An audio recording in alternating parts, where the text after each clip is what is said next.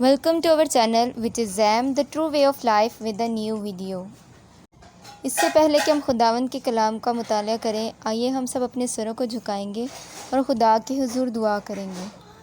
खुदा बाप, हम तेरा शुक्रिया अदा करते हैं क्योंकि तू ही तारीफ़, तमजीद और शुक्र के लायक है। हम तेरा शुक्रिया अदा करते हैं आज के दिन के लिए जो तूने हमारी ज़िंदगियों में बख्शा, ताकि हम मिल बैठ कर तेरे कलाम को पढ़ें। ऐ बाप, तुम्हारे बंद सिन को खोल देना ताकि जो तेरा कलाम पढ़ा जाए वो हमारे दिलों में घर कर जाए और हमारी ज़िंदगियां इसके वसीला से तब्दील हों।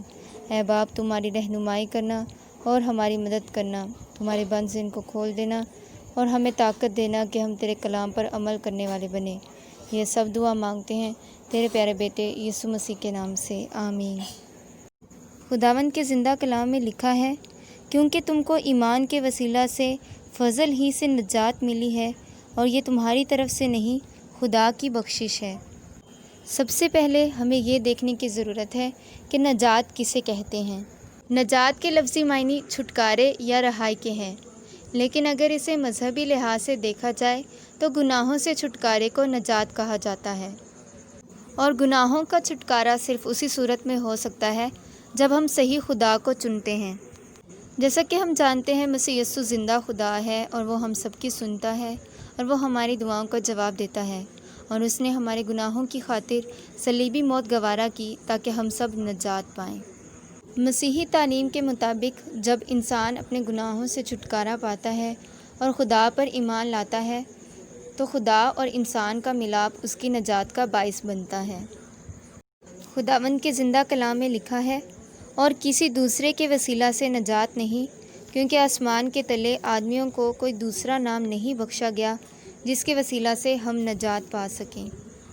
यानी यीशु मसीह के नाम पर ईमान लाए जाने से ही हम नजात पा सकते हैं। और यीशु मसीह पर ईमान लाने का मतलब ये नहीं कि सिर्फ़ उसके नाम को कबूल किया जाए और ये कहा जाए कि हम मसीही हैं, बल्कि इसके लिए ज़रूरी है कि हम उसके हुक्मों पर अमल करें, क्योंकि कलाम में लिखा है, जो मुझसे मोहब्बत रखता है वो मेरे हुक्मों को मानेगा और उस पर अमल करेगा। इसलिए ज़रूरी है कि जब हम उस पर ईमान लाए हैं तो हमें चाहिए कि हम उसके हुक्मों पर अमल भी करें। और खुदावंद के हुक्मों को तभी जाना जा सकता है जब हम खुदा के हुजूर ज़िंदगी गुजारें, यानी खुदावंद के कलाम को हर रोज़ पढ़ें और हर रोज़ बिला ना दुआ करें। तभी हम जान सकते हैं कि इस दुनिया में रहते हुए हमें खुदावंद के हुक्मों पर कैसे अमल करना है। और खुदाए रूहुल कुद्दस की रहनुमाई और हदायत के वसीला से हम खुदा के हुजूर मकबूल बन सकते हैं। और जैसे कि खुदा के कलाम में लिखा है, ईमान के वसीला से फ़ज़ल ही से नजात मिली है। फ़ज़ल यानी ये खुदा की बख्शिश और मेहरबानी है। अगर कोई इंसान ये समझता है कि उसके नेक अमाल के वसीला से उसको नजात मिली है तो ये उस इंसान की सबसे बड़ी गलती है। चाहे इंसान जितने भी नेक अमाल कर ले, वो उसकी नजात का बाइस नहीं बन सकते, क्योंकि नेक अमाल हमें गुनाहों से छुटकारा नहीं दिला सकते।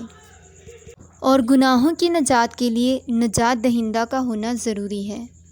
इंसान चाहे जितना भी नेक बनने की कोशिश कर ले, वो नेक नहीं बन सकता, क्योंकि नेक सिर्फ़ खुदा है। और दुनिया में कोई ऐसा इंसान नहीं जिसने कभी कोई गुनाह ना किया हो सिवाय खुदा के। इसलिए गुनाहों की नजात के लिए किसी ऐसे नजात दहिंदा का होना ज़रूरी है जिसने कभी गुनाह ना किया हो। और हमारा नजात दहिंदा खुदावंद यीशु मसीह है, जिस पर ईमान लाने के वसीला से हम सब नजात पाते हैं। और ये उसका फ़ज़ल है कि उसने हमें नजात बख्शी। और ये खुदा का फ़ज़ल है कि खुदावंद यीशु मसीह इस दुनिया में हमारी गुनाहों की नजात के लिए आए। उन्होंने सलीबी मौत गवारा की और अपना पाक लहू बहाया ताकि हम ज़िंदगी पाएँ और कसरत से पाएँ और हमेशा की ज़िंदगी के वारिस बने और नजात हासिल करें। इसलिए पौलुस रसूल ने भी कहा है, हमारे नेक अमाल खुदा के हुजूर धब्बों की मानिंद हैं। खुदावंद के ज़िंदा कलाम में लिखा है, क्योंकि हम उसी की कारीगरी हैं और मसीह यीशु में उन नेक अमाल के वास्ते मखलूक हुए जिनको खुदा ने पहले से हमारे करने के लिए तैयार किया था। یعنی جب خدا نے ہمیں بنایا تو خدا نے ہمارے لیے ہی نیک اعمال تیار کیے تھے، اور خداوند یسوع پر ایمان لانے کے باعث خدا کا فضل ہم پر ہوا، یعنی خدا کی بخشش کے وسیلہ سے ہم سب نے نجات پائی ہے۔ خدا کا کلام پڑھا جانا اور سنا جانا ہم سبھی کے لیے باعث برکت ہو۔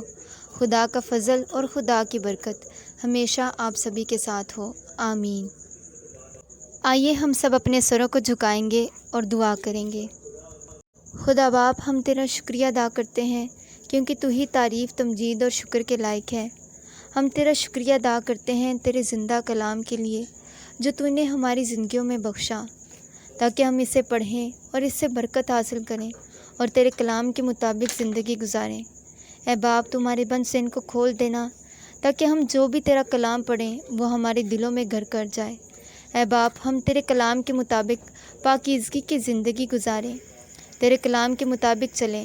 اے باپ، تو ہماری رہنمائی کرنا تاکہ ہم نہ دائیں مڑیں نہ بائیں مڑیں بلکہ تیری اور بڑھتے جائیں، تیرے کلام کے مطابق زندگی گزاریں۔ اے باپ، یہ سب دعا مانگتے ہیں تیرے پیارے بیٹے یسوع مسیح کے نام سے، آمین۔